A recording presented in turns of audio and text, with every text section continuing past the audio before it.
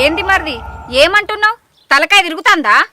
తలకాయ తిరుగుతలేదు, కళ్ళు తిరుగుతున్నాయి నీ అందం చూస్తుంటే.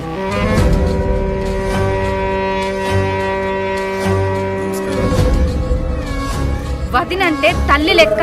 వదినతోటి మాట్లాడే మాటలేనా ఇవి? అసలు నువ్వు మనిషివేనా?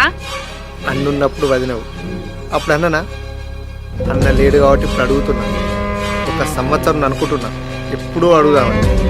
ఇవాళ ధైర్యం చేసి అడిగా.